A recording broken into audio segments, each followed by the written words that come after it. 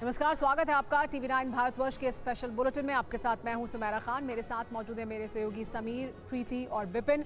शुरुआत करते हैं आज की बड़ी खबर के साथ। थोड़ी देर में उत्तर प्रदेश कैबिनेट का विस्तार होने जा रहा है। राजभवन पहुंच चुके हैं ओपी राजभर, जो मंत्री पद की शपथ लेंगे। आरएलडी के अनिल कुमार भी पहुंच चुके हैं राजभवन। ओपी राजभर समेत 4 मंत्री शपथ लेने वाले हैं। दूसरे कार्यकाल में योगी सरकार के ये पहला मंत्रिमंडल विस्तार है। 4 मंत्री शपथ लेने वाले हैं। छोटा मंत्रिमंडल विस्तार है ये। और देखिए, अब अपनी अपनी कुर्सियां भी संभालनी शुरू कर दी हैं। चारों मंत्री जो शपथ लेने वाले हैं वो पहुंच चुके हैं। बस कुछ ही देर में शुरुआत हो जाएगी इस शपथ ग्रहण कार्यक्रम की। हमारे साथ TV9 भारतवर्ष के रोविंग एडिटर पंकज झा भी जुड़ गए, उनसे बात करते हैं। पंकज, छोटा मंत्रिमंडल विस्तार है। दूसरे कार्यकाल में योगी आदित्यनाथ के ये पहला मंत्रिमंडल विस्तार है, लेकिन 2024 के चुनाव से ठीक पहले जो साथ आए थे उन्हें भी साध रहे हैं और साथ ही कई जातिगत समीकरणों को भी साधा जा रहा है।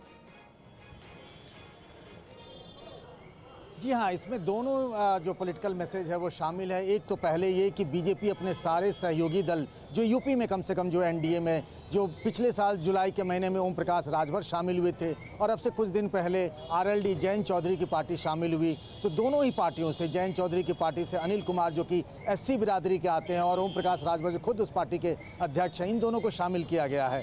साथ ही देखें तो 2 और नाम हैं। दारा सिंह चौहान जो पूर्वांचल के पिछड़ी जाति के अगुवा हैं, वो चुनाव हार गए थे, फिर भी बीजेपी ने उन्हें एमएलसी बनाया और आज कैबिनेट मंत्री बनाने जा रही है। साथ ही गाजियाबाद में साहिबाबाद से जो रिकॉर्ड वोटों से जीते थे, 2 लाख के अंतर से जीते थे वो वोट से, और सुनील शर्मा, उनको बीजेपी के कोटे के हैं दारा सिंह चौहान और सुनील शर्मा, यानी सहयोगी दल से 2 और बीजेपी से 2 विधायक जो हैं पश्चिमी यूपी से चुने गए हैं मंत्रिमंडल के लिए, और 2 को शामिल कराया गया है, वो हैं पूर्वी यूपी से। तो एक तरीके से देखें तो भौगोलिक दृष्टि से, सामाजिक दृष्टि से अगर देखें तो ओबीसी समुदाय के 2, एक सवर्ण जाति के ब्राह्मण जाति के सुनील शर्मा और साथ ही दलित बिरादरी के अनिल कुमार जो आरएलडी से बने हैं। तो लोकसभा चुनाव से पहले बीजेपी का ये एक सामाजिक समीकरण का फॉर्मूला है जो दिख रहा है सामने मंत्रिमंडल विस्तार के बहाने। बिल्कुल, लोकसभा चुनाव से पहले होने वाले इस मंत्रिमंडल विस्तार पर TV9 भारतवर्ष की नजर बनी हुई है। पंकज हमारे साथ मौजूद हैं। 2 और खास मेहमान हमें ज्वाइन कर रहे हैं। ब्रजेश शुक्ला, वरिष्ठ पत्रकार, हमारे साथ इस वक्त मौजूद हैं, और शंभुनाथ शुक्ला जी भी हमारे साथ मौजूद हैं, वरिष्ठ पत्रकार हैं। शंभुनाथ जी, खास करके अगर हम बात करें सुभाषपा के चीफ ओपी राजभर की, काफी लंबे अरसे से वो कोशिशों में लगे हुए थे कि किसी तरह से कैबिनेट में उन्हें जगह मिल पाए, वो मंत्रिमंडल में शामिल हो पाए। 5 साल बाद एक बार फिर योगी मंत्रिमंडल में उनकी वापसी हो रही है। लोकसभा चुनावों के मद्देनजर ये जो एक्सपेंशन हो रहा है, इसे आप कितना महत्वपूर्ण मानते हैं और इसका कितना असर पड़ेगा? देखिए, पूर्वी उत्तर प्रदेश में जिस तरह से दारा सिंह चौहान और इनको लिया गया है राजभर को, जी, एक असर पड़ेगा। उसी तरह पश्चिमी उत्तर प्रदेश में जो पुरकाजी से विधायक हैं अनिल कुमार, दलित बिरादरी से आते हैं, और साहिबाबाद के विधायक सुनील शर्मा ब्राह्मण समुदाय से आते हैं। क्योंकि इस पूरे पश्चिमी उत्तर प्रदेश में ब्राह्मण समुदाय का और कोई विधायक भी नहीं है, इसलिए अकेले विधायक हैं और उनको लिया जा रहा है। तो ये एक असर तो डालेगा हर जगह, हर बिरादरी, हर जाति और हर एक का प्रतिनिधित्व। आरएलडी से उनका समझौता हुआ है, आरएलडी से आ ही गए अनिल कुमार। इसके अलावा जो आरएलडी से लोकसभा सीटें छोड़ी गई हैं वो भी इम्पॉर्टेंट है, बिजनौर और बागपत। तो इन सब का एक जो सारा असर है वो लोकसभा चुनाव में दिखेगा। और राजभर कुछ भी हो, एक तो राजभर ज़्यादा बातचीत करने वाले हैं, ज़्यादा लोकप्रिय भी एक तरह से, वो भले न्यूसेंस क्रिएटर हो लेकिन एक उनकी लोकप्रियता है, तो उसका असर उस इलाके में पड़ेगा जहां से वो बिलोंग करते हैं। साथ में राजभर जाति जो है उसका अपना एक वोट बैंक। शुक्ला जी, आप जो बात कह रहे हैं उसको आगे बढ़ाएंगे। ब्रजेश शुक्ला जी भी हमारे साथ है, वरिष्ठ पत्रकार। ब्रजेश शुक्ला जी, अभी इस वक्त जो बहुत ही छोटा लेकिन असरकारी कहा जा रहा है ये मंत्रिमंडल विस्तार हो रहा है, कैसे ये 2024 में उम्मीदवारों को प्रभावित करने वाला है कैबिनेट विस्तार?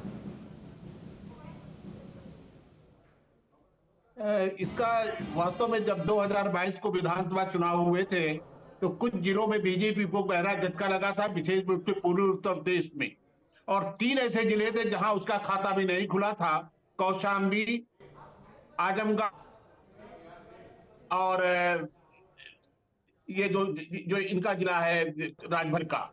तो ये जो कॉम्बिनेशन बनाया गया है, अब राजभर समाज के लोग लगभग 7 जिलों में है। जब इसके बाद जो चुनाव पूरी जांच हुई सारे मामले पर टीम भेजी गई थी, उस पर रिपोर्ट तैयार की गई, तो पता चला कि अति पिछड़े वर्ग के लोग जो हैं वो काफी कुछ अलग हो गए थे बीजेपी से, और इसका एक परिणाम भोगना पड़ा बीजेपी को। उसमें कई सीटों का नुकसान हुआ। इस बार जो बीजेपी ने वो सारी वो जो सामाजिक समीकरण है उसको दुरुस्त किया है। उसमें राजभर समाज के 7 जिले ऐसे हैं जहां राजभर बड़ी संख्या में है और उनका वोट भी नहीं मिला था। अकबरपुर है, आजमगढ़ है, इस तरह के बनारस है, ये 7 जिले ऐसे हैं। तो ये इसका जो असर हुआ था आपको रोक रहे हैं ब्रजेश जी, और ये सीधी तस्वीरें देख रहे हैं आप राजभवन की, जहां से इस वक्त देखिए आनंदीबेन पटेल पहुंच चुकी हैं, राज्यपाल योगी आदित्यनाथ नजर आ रहे हैं, और वो सदस्यगण जिन्हें आज मंत्री पद की शपथ लेनी है। कार्रवाई प्रारंभ की जा रही है। माननीय राज्यपाल महोदया ने माननीय मुख्यमंत्री जी की मंत्रणा से निम्नलिखित महानुभावों को उत्तर प्रदेश का मंत्री नियुक्त किया है। श्री ओम प्रकाश राजभर, माननीय सदस्य विधानसभा जहूराबाद। श्री दारा सिंह चौहान, माननीय सदस्य विधान परिषद। श्री अनिल कुमार, माननीय सदस्य विधानसभा पुरकाजी। श्री सुनील कुमार शर्मा, माननीय सदस्य विधानसभा साहिबाबाद। अब मैं एक एक महानुभावों से निवेदन करूंगा, वो सामने आएंगे और आकर के शपथ लेंगे, माननीय राज्यपाल महोदय से शपथ लेंगे। माननीय श्री ओम प्रकाश राजभर जी।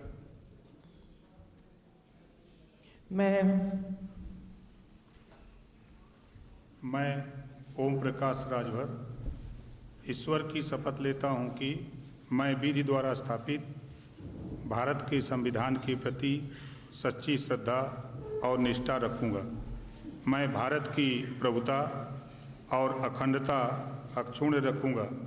मैं उत्तर प्रदेश राज्य के मंत्री के रूप में अपने कर्तव्यों का श्रद्धापूर्वक और शुद्ध अंतःकरण से निर्वहन करूंगा तथा मैं भय या पक्षपात, अनुराग या द्वेष के बिना सभी प्रकार के लोगों के प्रति संविधान और विधि के अनुसार न्याय करूंगा।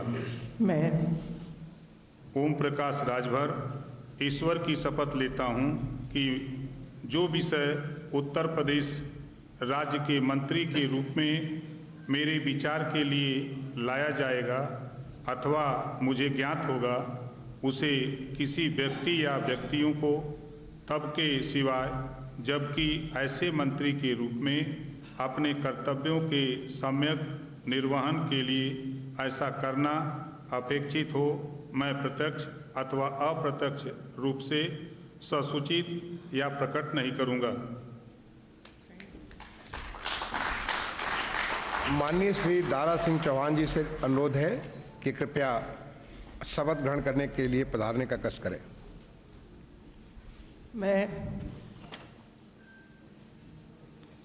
मैं दारा सिंह चौहान ईश्वर की शपथ लेता हूं कि मैं विधि द्वारा स्थापित भारत के संविधान के प्रति सच्ची श्रद्धा और निष्ठा रखूंगा।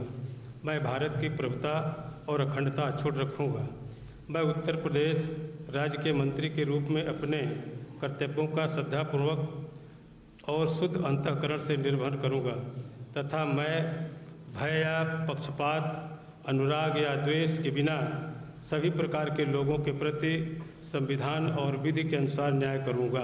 मैं दारा सिंह चौहान ईश्वर की शपथ लेता हूं कि जो विषय उत्तर प्रदेश राज्य के मंत्री के रूप में मेरे विचार के लिए लाया जाएगा अथवा मुझे ज्ञात होगा, उसे किसी व्यक्ति या व्यक्तियों को तब के सिवाय जबकि ऐसे मंत्री के रूप में अपने कर्तव्यों के सम्यक निर्वहन के लिए ऐसा करना अपेक्षित हो, मैं प्रत्यक्ष अथवा अप्रत्यक्ष रूप से संसूचित अथवा या प्रकट नहीं करूंगा।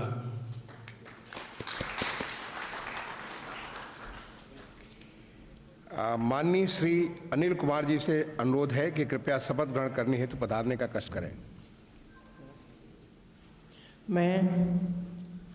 मैं अनिल कुमार ईश्वर की शपथ लेता हूं कि मैं विधि द्वारा स्थापित भारत के संविधान के प्रति सच्ची श्रद्धा और निष्ठा रखूंगा। मैं भारत की प्रभुता और अखंडता अक्षुण्ण रखूंगा। मैं उत्तर प्रदेश राज्य के मंत्री के रूप में अपने कर्तव्य का श्रद्धापूर्वक शुद्ध अंतःकरण से निर्वहन करूंगा तथा मैं भय या पक्षपात, अनुराग, द्वेष के बिना सभी प्रकार के लोगों के प्रति संविधान और विधि के अनुसार न्याय करूंगा। मैं अनिल कुमार ईश्वर की शपथ लेता हूं, जो विषय उत्तर प्रदेश राज्य के मंत्री के रूप में मेरे विचार के लिए लाया जाएगा अथवा मुझे ज्ञात होगा, उसे किसी व्यक्तियों को तब के सिवाय जबकि ऐसे मंत्री के रूप में अपने कर्तव्यों को समय निर्वहन के लिए ऐसा करना अपेक्षित होगा, मैं प्रत्यक्ष अथवा अप्रत्यक्ष रूप से संसूचित या प्रकट नहीं करूंगा। माननीय श्री सुनील कुमार शर्मा जी से अनुरोध है कि कृपया शपथ ग्रहण हेतु पधारने का कष्ट करें।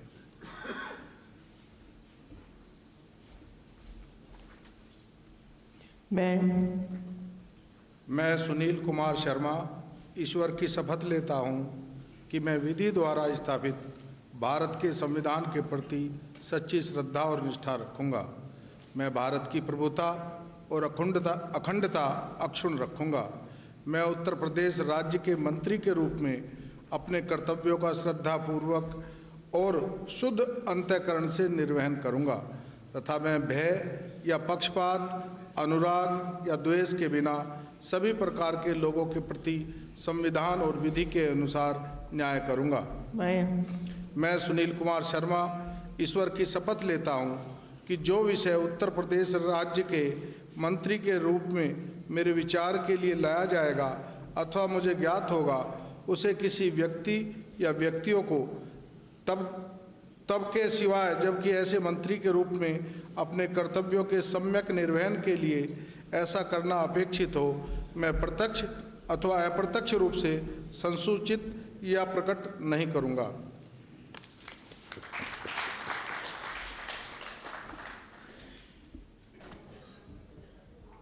तो उत्तर प्रदेश के राजभवन में आप देख रहे थे मंत्रियों का शपथ ग्रहण समारोह चल रहा था। 4 मंत्री शपथ लिए हैं आज, और जिसमें 2 बीजेपी के कोटे से जबकि 2 उनके सहयोगी दलों से मंत्री बने हैं। मंत्री सुनील शर्मा को इस वक्त आप देख रहे हैं, और अब राजभवन में ये समारोह खत्म होता हुआ, और हमारे संवाददाता पंकज झा भी लगातार हमारे साथ बने हुए हैं। पंकज, बहुत लंबे अरसे से इंतजार हो रहा था, लगभग 2 साल बाद ये मौका आया और पहला विस्तार इसको बताया जा रहा है।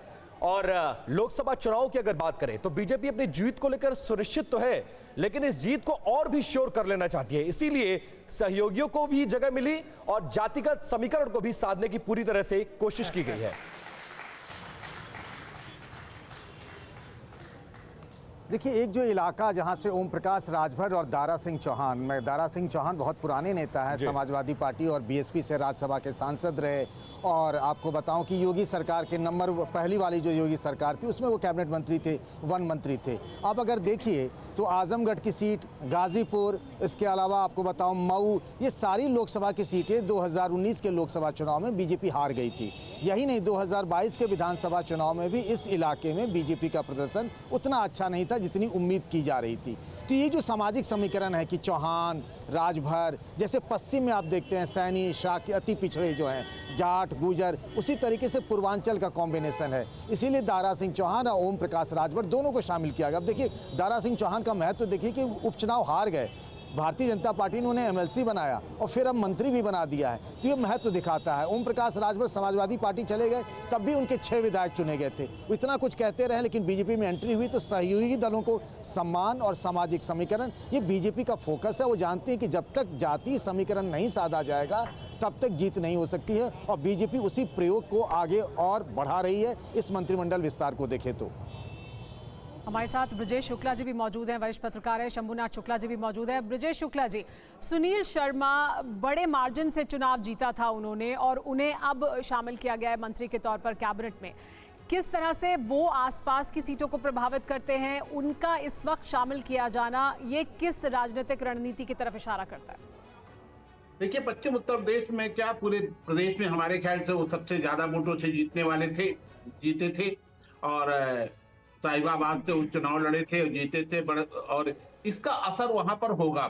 वास्तव में ब्राह्मण भी साधना है वहां पर, जैन आ गए हैं, जाट मतदाता अब उसके सामने कोई ही चक नहीं बाकी बची है, क्योंकि पहले ही मोदी के साथ था, लेकिन अब जो है जैन के आने के बाद मुझे जो लगता है जो सामाजिक समीकरण जो दिख रहे हैं वो पूरी तरह उनके साथ जाएंगे। आज पिछड़ा भी बीजेपी के साथ है, ये सारे समीकरण बिछाए गए हैं और उसको उसी हिसाब से चेहरे कुछ है, लेकिन उसकी जो मारक क्षमता वो बहुत दूर तक है। चाहे शर्मा जी हो या दारा सिंह चौहान हो या ओपी राजभर हो या अनिल कुमार हो, इनका अपना वो अनिल कुमार को अब ये पहले राजपाल बालियान का नाम आ रहा था क्योंकि वो जन के बहुत नजदीक है, लेकिन उनकी मजबूरी थी कि एक सीट थी उसमें ये संदेश देना था। कारण क्या है कि पश्चिम उत्तर प्रदेश में दलित भी काफी बड़ी संख्या में है और उस पर मायावती का गहरा प्रभाव रहा है। अब ये कोशिश होती है, राजनीतिक दल ये कोशिश करते हैं। बिल्कुल ब्रजेश जी, और तस्वीरें हम देख रहे हैं वहां भारत माता की जय और जय श्री राम के नारे इस वक्त लगते हुए हमें नजर आ रहे हैं। शंभुनाथ शुक्ला जी, देखिए लगातार हम जिक्र कर रहे हैं जातिगत समीकरणों का। यूपी की सियासत को अगर देखा जाए तो जाति है कि जाति नहीं, ये कहा जाए तो गलत नहीं होगा, जबकि खुद प्रधानमंत्री नरेंद्र मोदी ये कहते हैं कि हमारे लिए, हमारी नजर में 4 ही जातियां हैं, युवा, महिलाएं, किसान और गरीब। लेकिन जब भी या तो टिकट बंटवारा हो या फिर मंत्रिमंडल गठन हो या विस्तार हो, जातिगत समीकरणों को ध्यान में रखना बहुत अहम हो जाता है। कैसे आप देखते हैं इसे? देखिए, बीजेपी सरकार इस बार तो हर तरह से जाति समीकरण साधने की कोशिश कर रही है। खासतौर पे अभी जो लोकसभा के टिकट घोषित किए उसमें देखिए सबसे ज्यादा फोकस उसका ओबीसी पे है, क्योंकि पता है कि ओबीसी के समुदाय की सबसे ज्यादा आबादी है। इसीलिए ओम प्रकाश राजभर हों या दारा सिंह चौहान हो, उनको मंत्री बनाया गया। यहाँ पर दलित कोटे से अनिल कुमार को बनाया गया, पुरकाजी से जो विधायक हैं। लेकिन एक ब्राह्मण कम्युनिटी ऐसी है जो पूरे उत्तर प्रदेश में लगभग समान है, सभी जगह कुछ ना कुछ वोट उसका है, चाहे वेस्ट हो, चाहे बुंदेलखंड हो, तराई का इलाका हो या ईस्टर्न यूपी हो। इसलिए एक कोई ब्राह्मण चेहरा यहाँ से लाना था। उसमें खासतौर पे इस पूरे इलाके में साहिबाबाद एक ऐसी सीट है जो शहरी सीट भी है और जिसमें वोटर भी काफी हैं। जी। पूरे साहिबाबाद का जो इलाका है, इसमें इंदिरापुरम, वसुंधरा, वैशाली, ये जो इलाके हैं, इनमें बाहर के लोग हैं और मोस्टली अगड़ी जातियों के लोग हैं। तो अगड़ी जातियों से या ब्राह्मण चेहरे के तौर पे एक व्यक्ति दिखाई पड़ता है, सुनील शर्मा, वो यहाँ से जीते हुए, इसलिए उनको मंत्री बनाया गया। और 2017 और 2022 दोनों ही विधानसभा चुनाव में रिकॉर्ड मतों से जीते। और सुनील शर्मा कुछ उन्होंने अपने बूथ लेवल पे भी ब्राह्मणों के कुछ सम्मेलन भी बुलाए, कुछ करते रहते हैं। इसका भी एक असर पड़ा कि ब्राह्मण थोड़ा एक्टिव, वेस्टर्न यूपी में ज्यादा एक्टिव हो गया और एग्रेसिव भी है, जो कि ईस्टर्न यूपी में नहीं। ईस्टर्न यूपी में ब्राह्मण उस तरह से, उसकी आबादी ज्यादा है तो उस तरह से एग्रेसिव नहीं है।